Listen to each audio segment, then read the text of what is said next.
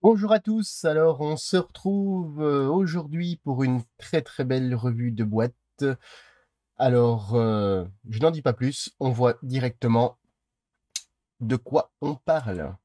Alors, voilà une des nouvelles éditions limitées de chez Edouard, le Uri Story. Alors, c'est une boîte en édition limitée, comme je viens de le dire, comme habituellement, un très très joli box art en édition limitée et un dual combo. Donc, ce qui signifie, c'est que vous avez donc dans cette boîte deux appareils entiers. Donc, avec la photo des coupes, les masques, la résine, ainsi de suite. Tout de quoi faire de très très beaux modèles. Alors, à l'intérieur, vous avez des grappes qui proviennent d'une autre marque, qui ne sont pas de chez Edouard. Vous avez l'Hurricane de chez Arma Hobby, à l'échelle 1/72e. Allez, c'est parti pour la notice de montage.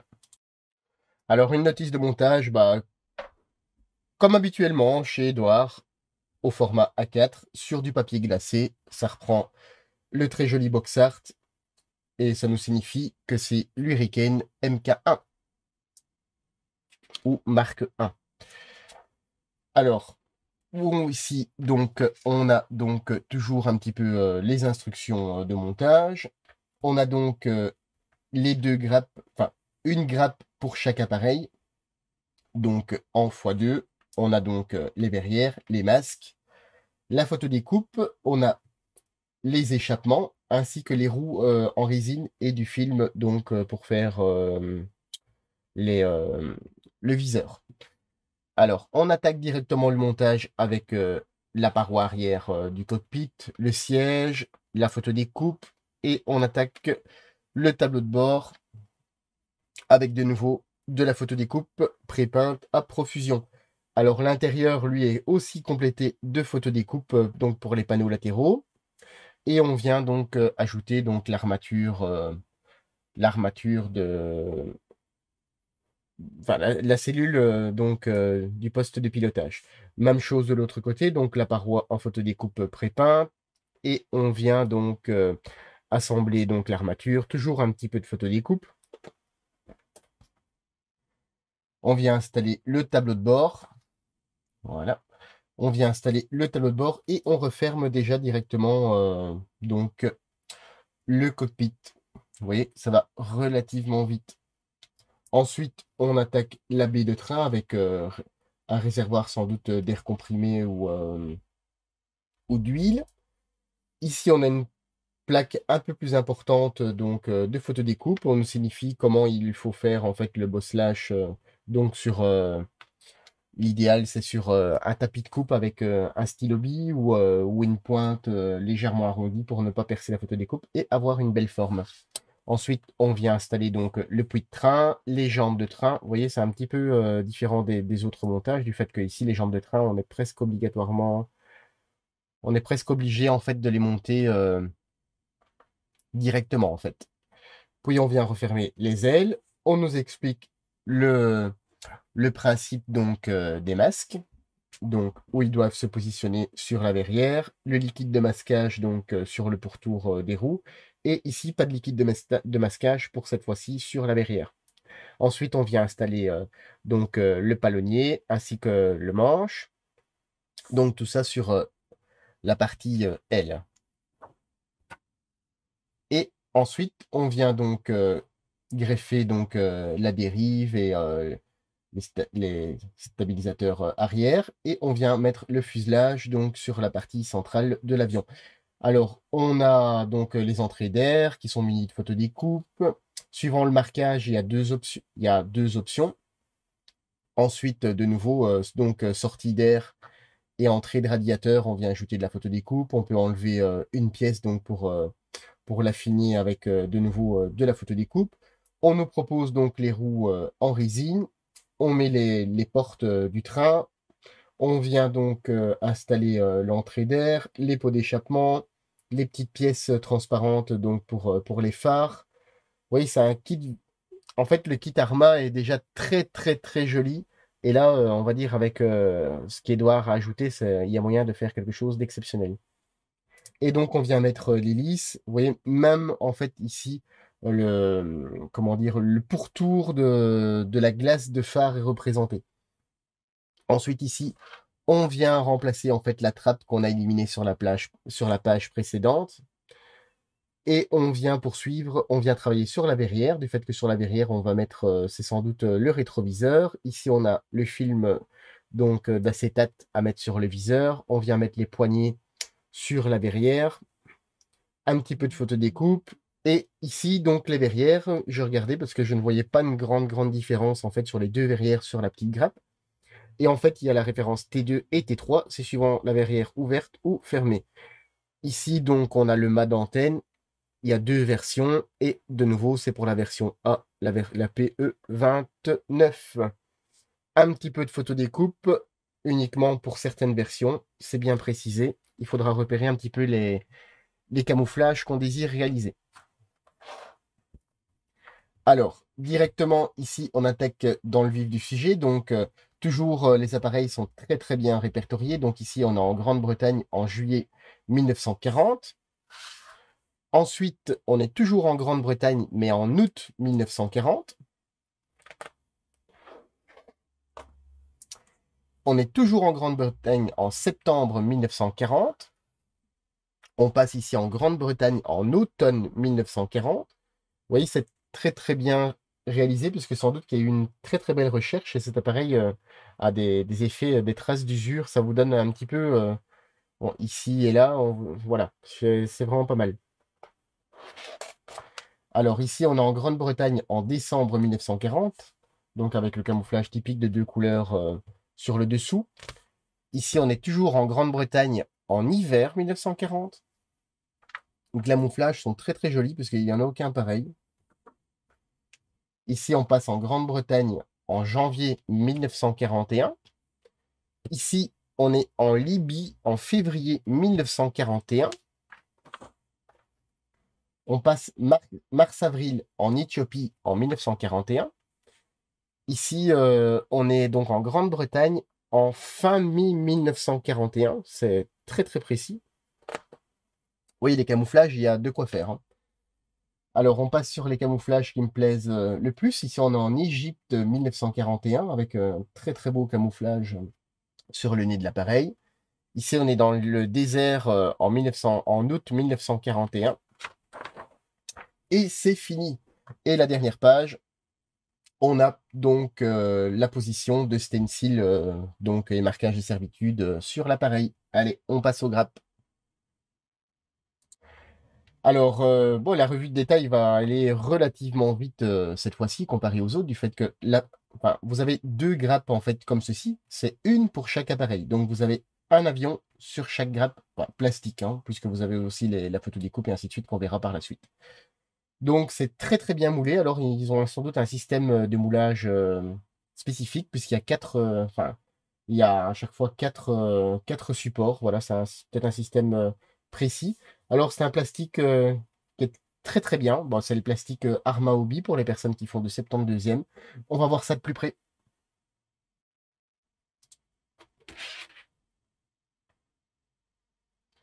Alors, on va prendre le dessous. Vous voyez, c'est clair, net et précis, hein. C'est gravé beaucoup plus en profondeur les endroits où il faut. Alors, il n'y a pas de riftage sur cet appareil. Faudrait regarder un petit peu, peut-être un petit peu de recherche mais honnêtement, c'est très beau, hein. Même moi, j'ai été surpris. Alors, vous avez les échappements qui sont pas mal, ils sont pas percés, mais vous les avez en résine qui, eux, sont encore plus beaux. Alors, vous voyez, l'entoilage est bien présent. Par contre, ici, vous avez un petit rivetage. Je ne sais pas si on le voit. Toutes les pièces sont vraiment très fines. Alors ici, on a le fuselage avec donc les différentes parties. On va voir. Donc ici, vous avez deux choix possibles. Non, c'est pas deux choix possibles, excusez-moi. En fait, c'est les volets arrière. Ici, donc, on a les trappes de train. Ici, ça vient derrière la casserole d'hélice. On va voir les ailes. Alors, il y a de très légers. C'est pas du rivetage, en fait, c'est sans doute le système de fixation des baies d'armement. Je sais pas si on peut, voilà. Là, on les voit. Voilà. C'est vraiment très, très, très fin, hein. Alors, le train d'atterrissage, vous voyez, il y a une toute fine ligne de moulage, mais c'est vraiment pour dire qu'il y en a une, hein. C'est vraiment hyper fin. Alors, le siège, je pense que le siège, voilà, pour l'échelle, il faudrait qu'il soit un tout petit peu plus fin sur les cloisons, mais c'est vraiment pour dire de chicaner, hein. Alors, vous voyez, les roues sont déjà très très belles. Elles ont déjà un mets plat avec le marquage. Ici, vous avez la dérive arrière, même chose, l'entoilage qui est représenté. Alors, les pales d'hélice, vous avez les deux modèles. Et ici, donc, on passe avec tout ce qui est ameublement du cockpit. Alors, on va voir l'intérieur. Ici, donc, on a l'intérieur. Voilà, c'est une pièce relativement simple, mais qui sera remplacée par de la photodécoupe. Alors, vous voyez, il n'y a pas de pastille d'éjection sur les pièces internes. On peut même voir l'intérieur des volets de train. Alors ici, on a le tableau de bord, qui lui est déjà pas mal à l'origine.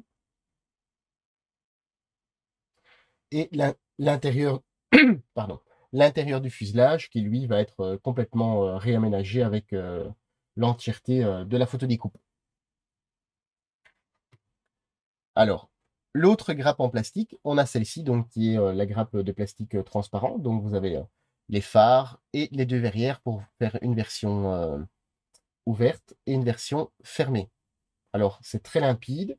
La gravure est très bien. Elle est vraiment bien présente, donc au niveau des montants. Donc, ça sera, même si on a les masques qui sont prédécoupés, ça facilitera la mise en place. Vous voyez, c'est vraiment très, très, très beau, hein. Hop, vous voyez, ça brille bien.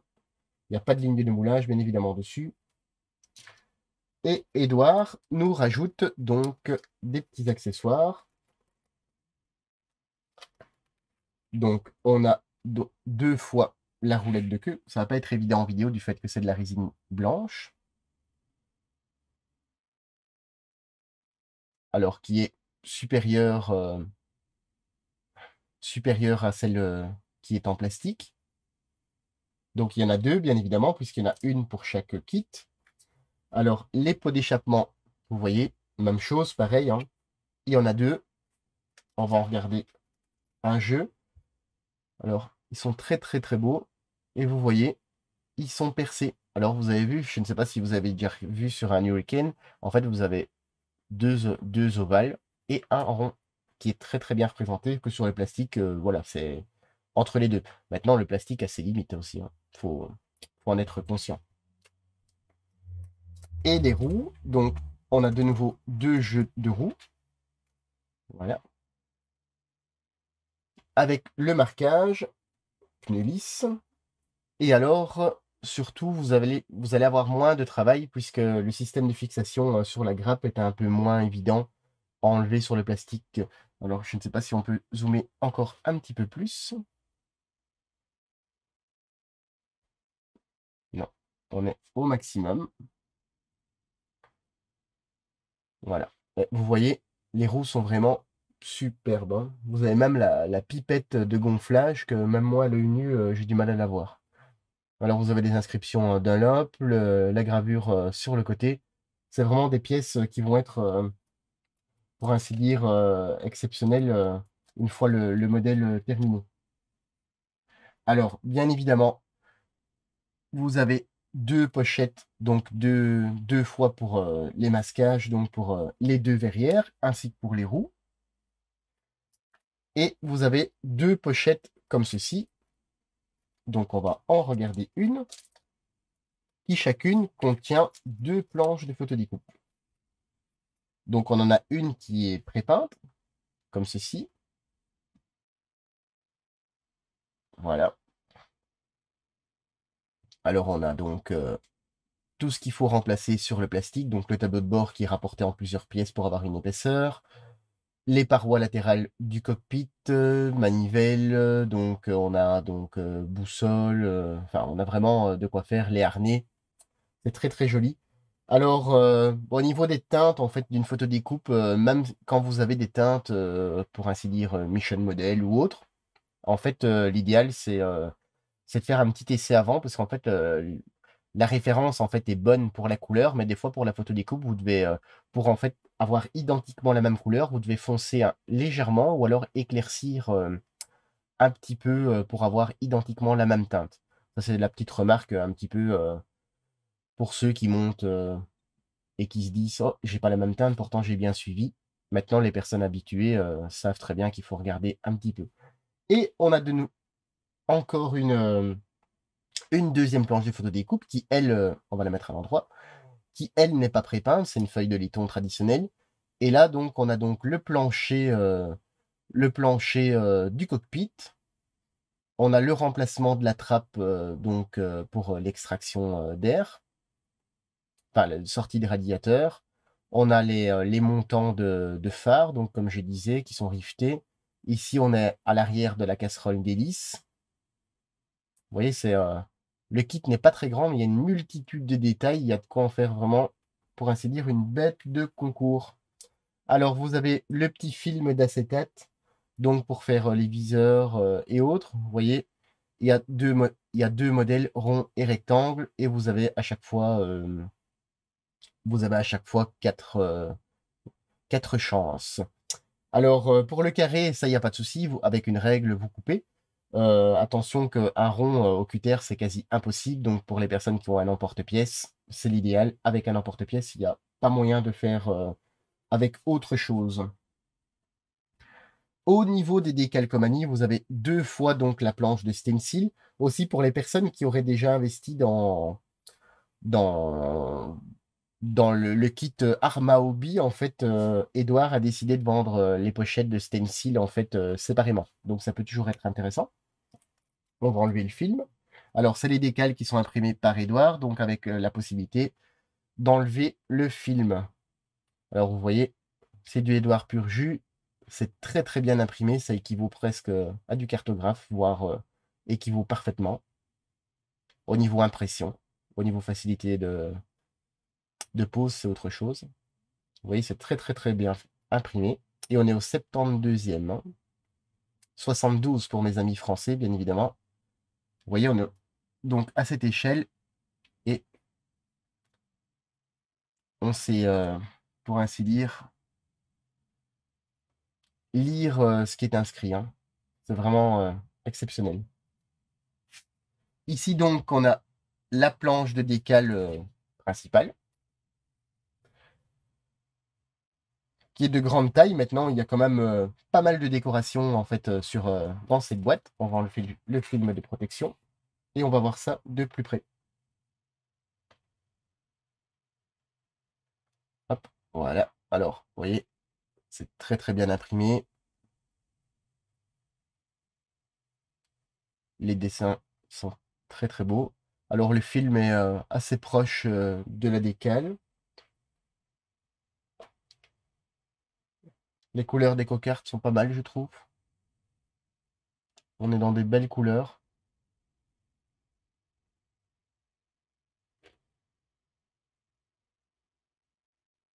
Originellement, en fait, ça c'est pour, si jamais vous vous demandez, en fait, c'est pour, le tableau de bord. Pour les personnes qui ne veulent pas utiliser, la photo découpe, Édouard, propose toujours de faire la pose de décale.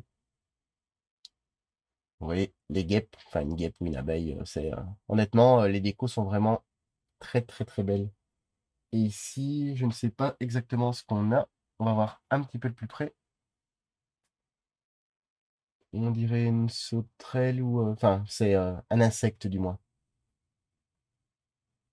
Oui, les décals sont vraiment très, très, très jolis.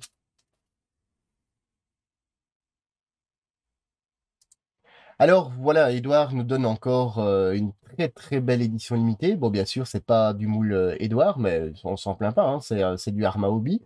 Alors, comme je le disais, c'est une boîte où il y a 2 modèles et il y a tout fois 2. Donc la photo découpe, la résine, les masques, tout est entièrement conçu pour faire les 2 appareils identiques, au niveau des ajouts, de chez Édouard. Alors, bien évidemment, c'est une boîte en édition limitée. Attention que les personnes qui désirent en avoir, ça va devenir, de plus en plus dur. Je pense qu'elle est toujours disponible, chez notre partenaire, Domino, pour lequel, vous pouvez, commander tout de suite peut-être, voir. Et au niveau du tarif, on est vraiment à un tarif, tout doux. Donc je pense qu'on est à 25 € et quelques centimes ou 25 € tout rond. Donc vous voyez, ça fait 12,50 € en fait par avion avec, la photo découpe, la résine. C'est vraiment, très, très bon marché et en plus de ça, c'est une boîte, qui est, collector. Voilà. Donc ça, c'était mon avis personnel. C'est un très, très beau modèle. Je pense que je vais peut-être pas tarder à en monter un, pour voir un petit peu comment ça se monte, mais j'ai pas de doute, à ce niveau-là. Et sur ce, beh, en attendant un prochain montage, une prochaine vidéo, n'hésitez pas, mettez un pouce en l'air si ça vous a plu, un pouce en bas si ça ne vous a pas plu, et surtout les commentaires, j'y répondrai dans les plus brefs délais. Voilà, je vous dis à très bientôt sur les Chroniques du blindage.